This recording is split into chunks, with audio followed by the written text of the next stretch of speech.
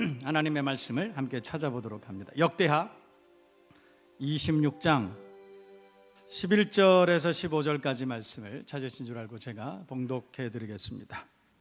우시아에게 또 싸우는 군사가 있으니 서기관 여이엘과 병영장 마아세야가 직접 조사한 수요대로 왕의 지휘관 하나냐의 휘하에 속하여 떼를 지어 나가서 싸우는지라. 족장의 총수가 2600명이니 모두 큰 용사요 그의 휘하의 군대가 30만 7500명이라.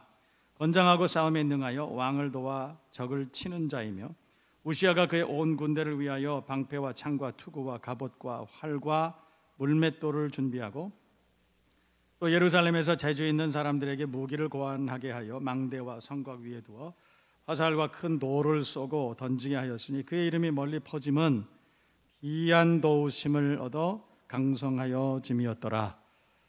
아멘. 오늘은 어떻게 해야 도와주실까라는 제목으로 우리가 함께 은혜를 나눕니다. 특별히 올 한 해는 하나님의 놀라우신 큰 도우심이 여러분 모두에게 있기를 주님의 이름으로 축복합니다. 15절 하반절을 개역 개정에서는 그 이름이 멀리 퍼짐은 기이한 도우심을 얻어 강성하여짐이었더라 이렇게 말하죠. 개역 한글에서는 원방에 퍼짐은 하나님의 기이한 도우심을 얻어 강성하여짐이라. 현대인의 성경에 보면 이것은 하나님이 그를 크게 도우셔서 이렇게 말해요. 크게 도우셔서. 하나님이 그를 크게 도와주셔서. 영어 성경에서는 marvelous help 이렇게 되어 있어요. 그러니까 하나님의 신비한 도우심으로, 하나님의 기적 같은 도우심으로. 그래서 우시아 왕이 강성하여졌다 이렇게 말합니다. 여러분 올 한 해는 하나님의 큰 도우심으로, 놀라운 도우심으로 여러분 모두가 강성해지고 복을 받는 여러분 될 수 있기를 축복합니다. 아멘 하는 대로 이루어질 줄로 믿습니다. 할렐루야. 네. 기적이라고 하는 단어 있죠? 기적은 사전적으로 정의하면 그렇습니다. 상식을 벗어난 기이하고 놀라운 일, 상식을 벗어난 것. 그러면 상식은 뭘까? 상식은 사전적으로는 그렇습니다. 일반적인 사람이 다 가지고 있거나 가지고 있어야 할 지식이나 판단력, 그렇습니다. 그러니까 좀 종합해 보면 기적이 뭘까? 기적은 일반적인 지식이나 판단력을 벗어난 기이하고 놀라운 일, 그런 것 아니겠어요? 오늘 성경 15절에 우시아 왕이 어떻게 해서 이렇게 강성한 복을 받았느냐? 하나님의 기이하신 도우심으로, 이 말이에요. 그러니까 하나님의 기적 같은 은혜로 그런 도우심을 입었다. 성경은 그렇게 말하고 있습니다. 재밌는 얘기, 그러나 어떻게 보면 재미보다도 놀라운 얘기 하나 있는데, 부산에 있는 어떤 목사님 얘기예요. 작은 교회를 목회하고 계셨는데 어느 날 걔 이름이 국한이라는 아이래요. 국한이. 그러니까 이름 잘 지어야 될 것 같아요. 국한이. 걔는 이름이 국한이해서 그런지 모르지만 키가 국한돼가지고, 그래서 키가 좀 작았던 모양이에요. 학교 가면 놀림당하고. 그래서 어느 날 목사님한테 찾아와서, 목사님 절 위해서 좀 안수하고 기도 좀 해주세요. 저 키 좀 크게, 키 좀 크게 해달라고. 근데 그 아이가 너무 이쁘게 말을 해서 목사님이, 그래 너 그러면 우리 금요기도회 때 우리 널 위해서 한번 기도할게. 금요기도회 때 그 아이가 왔다는 거예요. 그래서 같이 기도했습니다. 온 교인들이 기도하고 목사님이 막 그 아이를 위해서 10분, 20분, 30분 축복하면서 기도했대. 하나님, 이 아이가 키가 자라나서, 빨리 자라나서, 그래서 학교에서도 놀림당하지 않고 건강하게 그렇게 크게 해달라고 막 기도를 했대요. 근데 막 기도를 하시는데 이 목사님이 실제로 간증인입니다. 막 기도를 하고 있는데 어디서 뭐 이상한 소리가 막 뿌지직 뭐 이상한 소리가 막 나더래요. 믿거나 말거나 하여튼 막. 그래서 기도가 다 끝났는데 얘가 커진 거예요. 진짜 다리가 길어졌대요. 믿거나 말거나. 하여튼 얼마나 길어졌느냐 하면 7cm나 컸대. 놀랍죠? 하여튼 믿으셔도 안 믿으셔도 뭐 상관없습니다.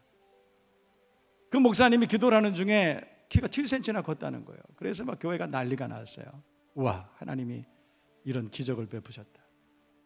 그리고 나서 교회가 막 축제같이 막 놀라우신 하나님의 은혜를 막 찬양하고, 그리고 다 돌아갔어요. 그 목사님이 가만히 생각해 보니까 자기도 키가 너무 작은 거예요. 그래서 당신이 자기 머리에다 이렇게 손을 대고 기도했대. 주여 막 내 키도 막 커지게 해주옵소서. 제가 일부 예배 때 우리 박기대 집사님이 너무 사모하는 눈빛으로 저를 봐서 자기도 막 키가 크게 해달라고 막 기도를 했대. 근데 막 기도를 하고 있는데 내면에 하나님의 음성이 들려오더래요. 내 은혜가 내게 족하도다. 하나님 기적의 하나님이시죠. 여러분, 우리가 심장이 하루에 얼마나 뛰는지 아세요? 저는 커피를 한동안 많이 마셔가지고 잠깐 동안 부정맥이 찾아온 적이 있는데 잠잘 때 불안해요. 누워있을 때 막 심장이 뛰었다 안 뛰었다 그러니까. 그래서 커피 양을 줄이니까 그 증상이 없어지더라고요. 심장이 뛰었다 안 뛰었다 그거 정말 불안해요. 그런데 하루에 심장이 어떤 사람은 8만 번, 어떤 사람은 12만 번. 그러니까 평균 한 10만 번은 뛰어야 돼요. 심장이 8만 번. 그리고 하루에 8,000리터의 피를 계속 돌게 해야 돼요. 이게 하루만 뛰어서 되는 게 아니고 80세를 살면 80년을, 100세를 살면 100년 동안을 그렇게 뛰어야 돼요. 여러분, 그거는 그냥 보통 상식적으로 우리는 그럴 수 있다. 아니에요. 그게 아닙니다. 그게 잠깐 멈추면 죽는 거예요. 가만히 보면 기적입니다. 심장이 뛰는 것 자체가 기적이에요. 하나님이 하시는 일이시죠. 여러분, 그건 상식이 아니에요. 우리가 지금 숨쉬고 있는 것은 상식이 아니에요. 하나님이 우리에게 베풀어 주신 놀라운 기적 중에 하나인 줄로 믿습니다. 우리는 그렇게 기적 가운데 삽니다. 어떤 목사님 또 글에 실려 있는 이야기를 제가 발췌해 봤습니다. 북한이 가난하게 정말 어려울 때가 있었습니다. 한 해에 300만 명이 굶어 죽었던 그 해가 있었어요. 근데 그 가운데서도 날마다 쌀밥 먹던 부자가 있었다고 그럽니다. 북한에서. 큰 부자죠. 돈을 몰래 엄청나게 모아놨다는 거예요. 근데 그때 당시에 김정일이 그 북한의 부자들이 굉장히 많았다는 거예요. 그래서 그 돈을 좀 내놓으라 그랬더니 아무도 돈을 안 내놓은 거예요. 그래서 김정일이 어느 날 화폐개혁을 단행해 버렸어요. 그래서 그 부자들이 가지고 있던 돈을 무용지물 되게 만들었다는 거죠. 그래서 그 돈을 다 뺏기고 어느 날 거지가 돼버린 거예요. 그리고 생명의 위협을 당합니다. 도망갔어요. 중국으로. 근데 이분이 중국으로 도망가서 어떤 목사님을 만납니다. 전도자를 만났어요. 그래서 생전 처음 성경을 접하게 됩니다. 성경을 보면서 이분이 너무 큰 은혜를 받은 거예요. 그분이 그때부터 성경을 배우는데 하루 2시간씩만 자고 성경을 읽더래요. 하루 2시간만 자고 성경을 배우고 읽고. 그래서 그 목사님이 그 글에 이렇게 썼어요. 하나님, 제가 북한 선교 10년인데 10년 동안 이 여자분 하나 얻은 것으로 보상을 받고 싶을 정도입니다. 이렇게. 얼마나 열심히 했는지. 사실 그렇게 악착같이 그렇게 열심히 했으니까 그 북한 땅에서도 부자가 될 수 있었겠죠. 그런데 그분이 한 달 동안 더 금식해요. 성경을 읽고 큰 은혜를 받고 금식을 합니다. 그런데 그 30일 동안 금식하면서 하나님께서 막 찬양을 이렇게 생각나게 하셨는데 그분이 거기서 작곡을 북한식 찬양을 작곡을 합니다. 30곡을 작곡을 해가지고 나 북한 다시 들어가겠다. 여러분, 북한에 들어가면 큰일을 당할 수도 있잖아요. 그런데 내가 받은 은혜가 너무 커서 나 북한 들어간다. 그리고 선교사가 돼서 다시 북한에 들어갔다는 그런 이야기를 글에다 기고를 하셨어요. 기적이죠. 상식적으로 있을 수 있는 일이 아닙니다. 기적입니다. 하나님이 하시는 일입니다. 제가 오래전에 여러분들에게 소개했던 한 그 기적 같은 얘기가 하나 있습니다. 여러분 아마 아시는 분이 많이 있을 거예요. 경북 포항에 사는 김상태 집사님이라고 하는 분의 이야기. 현대판 베드로의 기적이라고 그렇게 말하죠. 그분이 어장을 하나 가지고 있었어요. 7.5톤 배가 있었는데 7.5톤이면 마을버스보다 조금 큰 배입니다. 그런데 그분은 7.5톤 배도 가지고 있고 어장도 가지고 있었고 또 작은 횟집도 그렇게 경영을 하고 있었습니다. 그런데 2000년, 지금으로부터 근 20년 다 됐죠. 2000년 12월 24일 날 그분의 어장에 방어떼가 5,000마리가 들어온 사건이 있었어요. 그래서 그때 당시에 그 국민일보에 대서특필된 큰 사건 중에 하나입니다. 간증의 내용은 들어보면 그렇습니다. 그분은 이 김상태 집사님의 아버지는 주지스님이에요. 우리로 말하면 어떤 교회 담임 목사님이었다는 거죠. 주지스님이에요. 그래서 절을 세우고 그렇게 절에서 살았다 살았다는 거죠. 이 김상태 집사님 어렸을 때 그렇게 자라나고 그렇게 컸습니다. 그런데 어느 날 친구 따라 교회 갔다가 그래서 믿음이 생긴 거예요.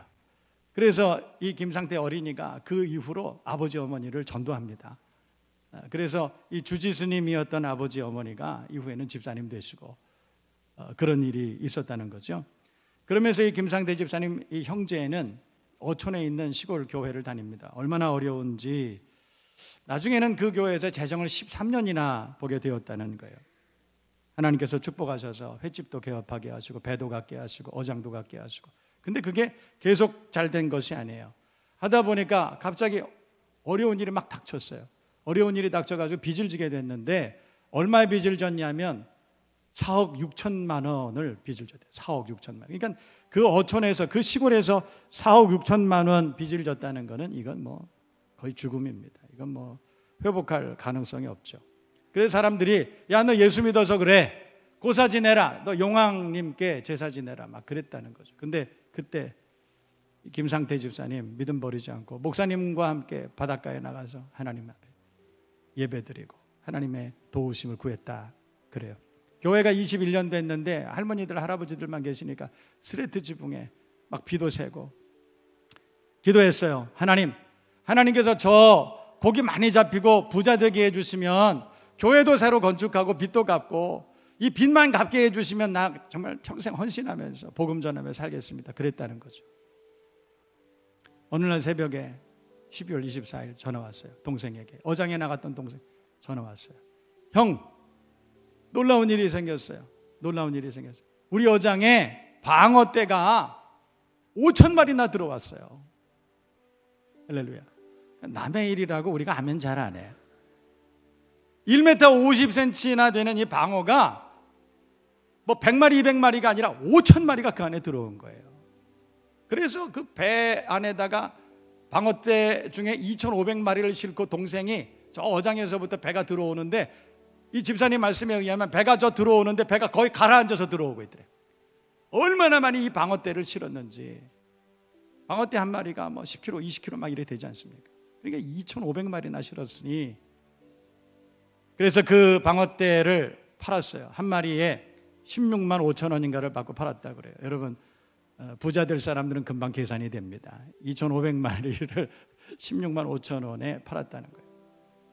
4억 원 넘게 돈을 받았습니다. 그리고 그 다음 날 나머지 2,500마리를 또 싣고 들어왔다는 거죠. 근데 어제 너무 많이 풀어놨더니 값이 좀 내려갔어요. 그래서 8만 6천 원인가 해서 그걸 팔았다고 합니다. 그래서 그것도 한 2억 원 남짓 그 돈을 받았다는 그런 이야기가 있습니다. 그래서 다 합쳐서 그 팔고 난 돈이 얼마인가 봤더니 5억 6천만 원이었다는 거예요. 5억 6천만 원이면 11조 얼마 해야 돼요? 5,600만 원? 그럼 얼마 남아요? 아까 빚이 얼마였다 그랬어요? 그건 꼭 기억하고 계시더라고. 빚이. 그래서 그 빚을 갚고 세금 내고 뭐 하고 나니까 돈이 하나도 없는 거예요. 그래서 하나님 앞에 하나님 나를 이렇게 축복하시면 내가 교회도 고치고 막 이렇게 한다고 그랬는데 지금 돈이 없어요. 그런데 며칠 되지 않아서 그 그물에 잉크 고래가 하나 또 들어왔더래. 할렐루야. 아멘 하는 대로 이루어질지어다. 여러분 모두에게 그런 기적 같은 은혜가 있기를 주님의 이름으로 축복합니다. 그리고 그 집사님은 그 이후로 하나님이 베풀어 주신 그 기적 같은 은혜를 많은 사람들에게 증거하고 사는 그런 전도자가 됩니다. 기도가 이루어진 거죠. 여러분, 우리의 상식적으로 이해할 수 없는, 납득할 수 없는 기이한 일, 기적, 그렇지 않습니까? 하나님께서는 우리에게 이런 기적 같은 은혜를 베풀어 주시는 줄로 믿습니다. 저는 그 이야기를 들으면서 진짜 너무 감사하고 너무 신기하고 너무 재미있는 그런 상상을 해봤어요. 여러분, 그 어장은 그물이 이렇게 삼각형으로 이렇게 생겼습니다. 부채꼴로. 그래서 저 끄트머리에 입구가 있어요. 어장 입구. 어장이 얼마나 넓으냐면 한 5만 평쯤 돼요. 5만 평. 엄청나게 넓습니다. 근데 입구는 1m밖에 안 돼요. 그러니까 그 1m 안으로 그 1m로 고기들이 막 들어가야 되는 거예요. 들어가면 못 나와요. 이 어장에 갇히면. 그런데 여러분 생각해 보세요. 1m 50cm 되는 방어가 1m 되는 입구에 5,000마리가 들어가려면 어떻게 들어가야 돼요? 어떻게 들어가야 돼요? 할렐루야. 누가 줄 세운 거예요? 방어 대장이 줄 세웠습니까? 누가 줄 세운 거예요? 저는 그 생각을 해보고 얼마나 통쾌하게 웃었는지 몰라요. 만물의 주인 되신 하나님, 만물을 충만케 하시는 천지의 그리스도 주 되시는 전능하신 하나님이 그 집사님의 기도를 응답하시고 기적을 베풀어 주신 줄로 믿습니다. 할렐루야. 여러분 모두에게 올 한 해 하나님의 그 놀라운 기적 같은 은혜가 여러분 모두에게 일어나기를 주님의 이름으로 축복합니다. 축원합니다. 여러분 오늘 성경에 우시아는 16살의 왕돼서 50년 동안 나라를 다스렸습니다. 50년 한 나라를 다스린다는 것이 쉬운 일이 아니에요. 여러분 한 나라의 대통령도 5년, 임기가 5년 아닙니까? 5년 동안의 영욕의 세월을 지냅니다. 그런데 50년 동안 한 나라를 다스렸다. 성경은 그렇게 말씀하고 있다는 거예요. 그런데 이 우시아가 50년 동안 다스리는 동안에 무슨 일을 했느냐? 오늘 성경에 보면 오늘 우리가 본문으로 다 읽지 못했지만 8절 말씀을 보면 우시아 왕은 아버지 왕 아마샤를 본받아서 이웃 암몬에게 조공을 받을 정도로 정치를 잘했다는 거예요. 나라가 부강해졌습니다. 애굽 변방까지 지경이 넓어지고 광야에 망대 세우고 우물 빠서 사막을 옥토로 만들고 이 치수 이것도 너무너무 잘했다는 거예요. 10절 말씀도 보면 농토를 늘리고 목축도 늘리고 다시 말해서 이스라엘의 황금기를 누리고 있었다는 것입니다. 또 15절에는 예루살렘에서 재주 있는 사람들에게 무기를 고안하게 해가지고 망대와 성곽 위에 두어서 화살과 큰 돌을 쏘고 던지게 하고 여러분 그랬다는 거죠. 그래서 그 이름이 멀리 퍼졌다. 그 비결이 뭐냐? 여호와 하나님께서 기이한 도우심을 그에게 주셨다 이 말이에요. 그러니까 이 우시아 왕은 유대 역사 중에 솔로몬과 다윗만큼 위대한 일을 해냈다는 거예요. 엄청난 사역을 이루어냈다. 우시아 왕은 그런 왕이었습니다. 오늘 성경에 그가 그렇게 강성한 나라를 이끌고 그리고 그 이름이 유명해지고 많은 사람들에게 존경받을 수 있었던 이유가 뭐였다고 말씀해요? 그거는 하나님이 기이한 도우심으로 도왔기 때문에 하나님이 기적 같은 은혜를 베풀어 주셨기 때문에 그래서 그렇게 됐다 이런 뜻이에요. 이해되시면 아멘. 여러분 우리가 사업하는 사람도 있고 직장 다니는 사람도 있고 또 공부하는 아이들도 있고 그래요. 여러분 자녀들이 공부 열심히 해서 대학 갑니다. 정말 대학 어떤 아이들이 정말 좋은 대학 가는지 아세요? 저는 그렇게 생각합니다. 여러분 대학에 시험을 보러 가는데 그 대학 시험 보는 애들은 비슷비슷한 아이들이 오는 거예요. 실력에 별 차이 없습니다. 근데 어떤 아이가 붙느냐? 마지막 시험에 시험 보러 갔더니 아는 것만 나온 거예요. 아는 것만. 이해되시면 아멘. 아는 것만 나온 거예요. 또 모르는 문제가 있을 수도 있잖아요. 찍어서 맞는 놈이 붙는 거예요. 할렐루야. 저는 그걸 확실히 알고 있습니다. 여러분 그 대학에 가는 애들은 비슷비슷한 거예요. 그 실력이. 하나님이 도와주셔야 좋은 결과 있는 줄로 믿습니다. 여러분 사업하는 사람도 아이템도 좋고 그리고 또 돕는 사람도 있고 자본금도 있고 지식도 있고 경험도 있고 뭐 다 됐다 하더라도 하나님이 도우시지 않으면 안 되는 겁니다. 앞으로 남고 뒤로 미치고 그렇게 사는 거예요. 사업은 잘 되는데 어느 날 병원에 가봤더니 위암이라는 거예요. 말기. 하나님이 도우시지 않으면 안 되는 거예요. 그럼 어떤 사람 직장 생활에서 승승장구하고 승진하고 했는데 어느 날 보니까 가정은 다 무너져 있는 거예요. 하나님이 도우셔야 돼요. 하나님이 기적 같은 은혜로 도우셔야 그래야 여러분의 삶이 복된 줄로 믿습니다. 오늘 성경에 하나님이 기이한 도우심으로 하나님의 기적 같은 도우심으로 그래서 하나님께서 그렇게 도와주셔서 우시아 왕은 강성한 복을 받았다. 그렇게 말씀하고 있습니다. 성경에 있는 수많은 믿음의 선배들 마찬가지죠. 모세도 마찬가지. 여러분 모세가 지팡이 사용한 게 성경을 보면 14번이나 됩니다. 지팡이로 홍해도 가르고 지팡이로 무리바 반석에 물도 내고 지팡이로 하나님께서 기적 같은 은혜를 베풀어 주셔서 그래서 그 모세가 주의 일을 온전히 감당합니다. 여러분 바울도 마찬가지예요. 평소에 사용하고 있던 손수건 그것을 병자 위에 덮었더니 그랬더니 어떤 질병도 다 낫게 됐다. 기적 같은 은혜를 하나님이 베풀어 주신 거예요. 다니엘도 사자굴에 가서 불꽃 불 가운데 지날지라도 하나님이 그를 붙들어 주시고 구원해 주시고 사자 입을 막아 주시고 기적 같은 은혜를 베풀어 주시고 베드로도 복음 전하다 감옥에 갇혔는데 하나님께서 하나님의 방법으로 놀라운 기적 같은 은혜로 그래서 족쇄를 풀어주신 거 아니에요? 기적이죠. 우리가 상식적으로 이해할 수 없는 일. 그것이 일어난 거예요. 여러분, 잘 사는 사람들, 복된 사람들, 하나님의 은혜로 사는 사람들 보면 자기 실력으로 사는 사람 하나도 없습니다. 자기 경험으로 사는 사람 아무도 없습니다. 하나님이 도와주셔야 되는 거예요. 이해되시면 아멘. 여러분 모두 하나님이 도우시는 은혜의 역사가 일어나기를 주님의 이름으로 축복합니다. 문제는 하나님이 도와주셔야 되는데 어떤 사람 도와주시냐는 거죠. 그래서 저는 오늘 설교 제목을 어떻게 해야 도와주실까? 그래서 어떻게 해야? 어떤 사람을 도와주시느냐는 거예요. 아무나 도와주시는 것은 아니지 않습니까? 어떤 사람 도와주시냐? 우리 첫 번째는 오늘 성경 말씀 9절 10절 한번 봤으면 좋겠어요. 26장에 9절 10절 말씀이 있어요. 제가 읽어드립니다. 우시아가 예루살렘에서 성 모퉁이 문과 골짜기 문과 성 구비에 망대를 세워서 견고하게 하고 또 광야에 망대 세우고 무릉덩이 많이 파고 고원과 평지에 가축 많이 기르고 또 여러 산과 좋은 밭에 농부와 포도원 다스리는 자들을 두었으니 뭘 좋아했어요? 여러분 왕쯤 되면 농사 좋아하는 게 아니라 승마 좋아하고 골프 좋아하고 뭐 노는 거 주색 잡기 좋아하고 그래야 되는 거 아니에요? 왕쯤 되면 그렇게 사는 거 아닙니까? 그런데 오늘 성경 보면 우시아는 백성들 살피고 소떼 양떼의 마음을 두고 그걸 좋아했다는 거예요. 하나님이 좋아하시는 걸 좋아한 거죠. 이해되시면 하면 여러분 하나님께서 우리에게 기적 같은 은혜를 베풀어 주시고 축복의 삶을 살게 하시는 첫 번째 비결 뭐냐? 그거는 하나님 좋아하시는 걸 좋아해야 돼요.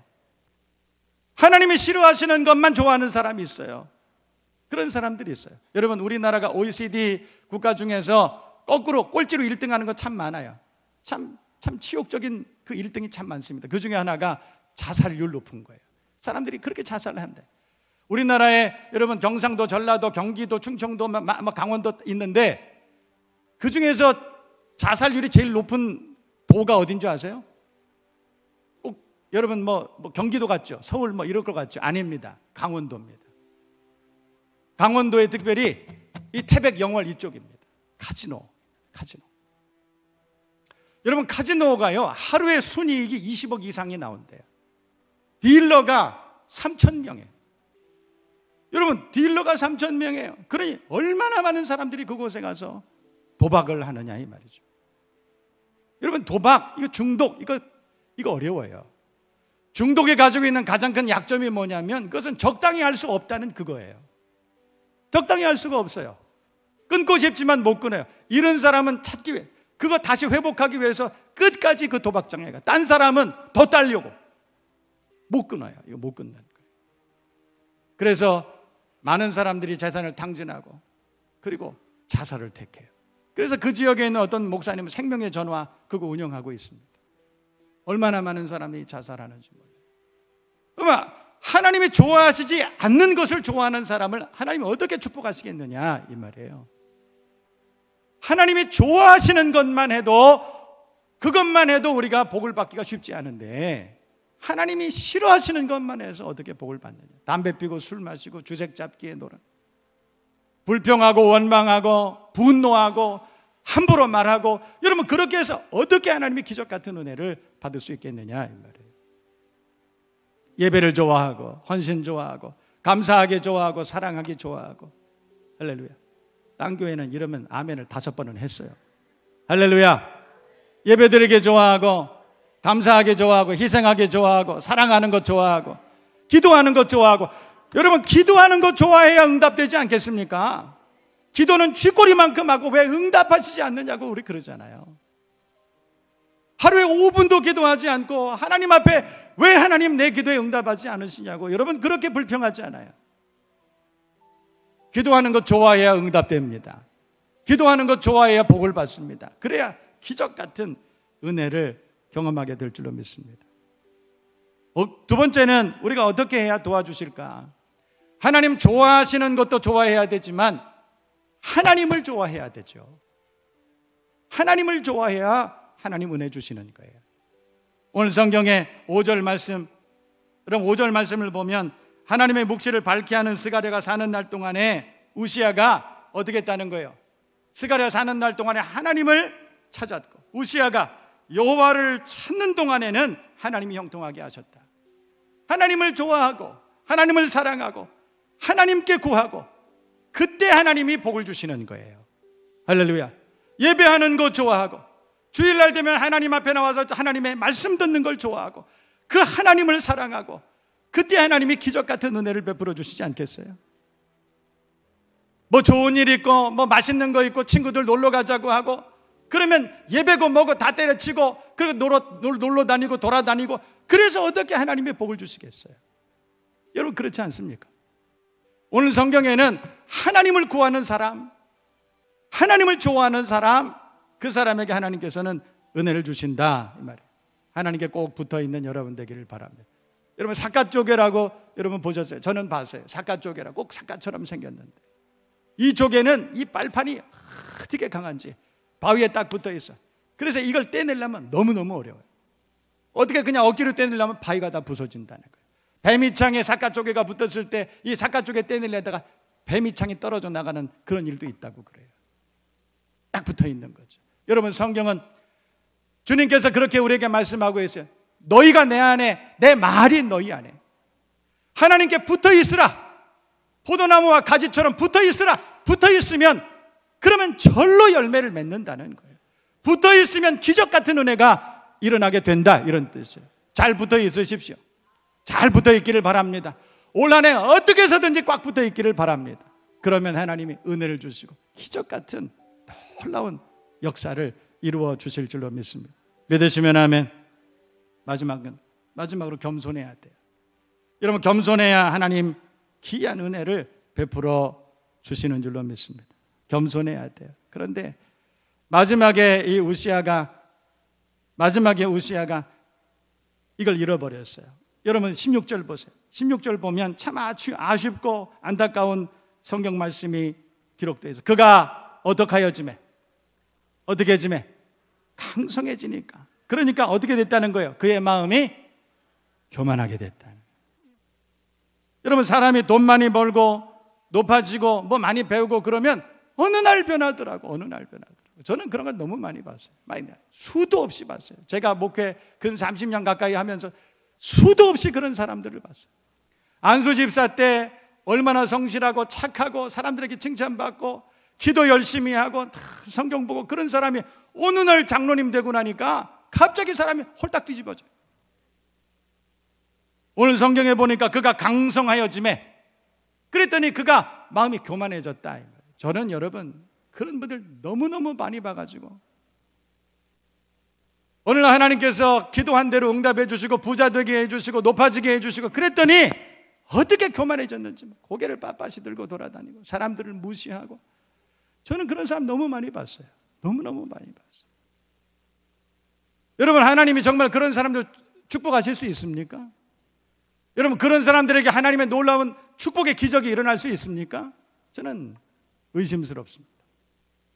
겸손해야 돼요. 오늘 성경에 우시아가 어느 날 강성해지니까 이만큼이면 내가 이제 하나님 없이도 다 할 수 있겠다. 내가 이만큼 좀 돈 벌어 놓으니까 내가 큰 실수하지 않으면 내가 예수 잘 안 믿어도 내 인생은 안전하겠다 이렇게 생각한 거예요. 이 정도 내가 권력이 있고 이 정도 잘 살게 됐으면 이제는 좀 됐다 이런 생각이 든 거죠. 강성하여지니까. 그러니까 어느 날 교만해졌어요.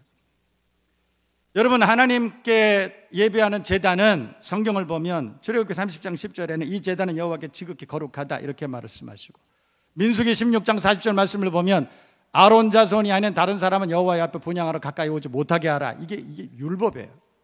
근데 그래서 레위인조차도 거기를 못 들어갔어요. 그랬는데 어느 날 우시아 왕이 강성해지고 자기가 가장 높은 사람이 된 거예요. 그러니까 대제사장도 우습게 보인 거죠. 내가 가서 분향하겠다 이렇게. 다시 말해서 지금의 우리말로 말하면 이 하남시장이 혹은 대통령이나 누가 정치인이 와가지고 내가 축도하겠다 이렇게 한 거예요. 그랬더니 제사장들이 가서 말렸어요. 안 됩니다. 아사리아라고 하는 제사장이 가서 안 됩니다 이렇게 말렸어요. 그랬는데 화를 냈다는 거죠. 18절에 19절 20절 말씀을 보면 우시아가 손으로 향로를 잡고 분향하려고 하다가 화를 내니 이래서 화를 냈어요. 네가 뭔데 내가 분향하려는 걸 막아. 여러분 높아지니까 그렇게 되는 거죠. 그래서 19절에서 20절까지 말씀을 보면 그렇습니다. 그가 제사장이 화를 낼 때에 여호와의 전한 향단 곁 제사장들 앞에서 그의 이마에 나병이 생긴지라. 그래서 문둥병 생겼어요. 20절 대제사장 아사랴와 모든 제사장이 왕의 이마에 나병이 생겼음을 보고 성전에서 급히 쫓아내고 여호와께서 치심으로 왕도 속히 나가니라. 그 결과가 어떻게 됐냐면 21절에 우시야 왕이 죽는 날까지 나병 환자 됐고 나병 환자가 되매 여호와의 전에서 끊어져 별궁에 살았다. 그의 아들 요담이 왕궁을 관리하며 백성을 다스렸다. 이렇게 말씀해요. 교만해졌어요.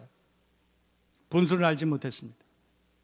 그래서 어느 정도 은혜 받고 교회에서 존경받고 뭐 안수집사 권사 장로 되고 그랬더니 맨날 하는 얘기가 그 목사님 저렇게 하면 안 되는데, 날마다 그렇게 얘기하는 거예요. 그 목사님 저러면 안 되는데. 그랬다는 거예요. 오늘날로 말하면 그렇다는 거예요. 결국은 치욕스러운 질병을 얻어서 더 이상 왕권을 행사하지도 못하고 하나님의 전에 접근도 하지 못하고 자신의 왕궁도 지키지 못하고 10년 세월 앓다가 죽었어요. 그리고 그 위대한 왕이 역사로부터 잊혀졌다는 것입니다. 여러분 기억하세요. 하나님은 겸손할 때 도와주세요. 할렐루야. 어떻게 할 때 도와주세요? 겸손할 때 도와주세요. 우리가 하나님 앞에 겸손할 때 하나님은 기적 같은 은혜를 베풀어 주시는 줄로 믿습니다. 정리하십시다. 여러분 하나님 좋아하는 걸 좋아하세요. 하나님이 좋아하실 만한 걸 좋아하세요.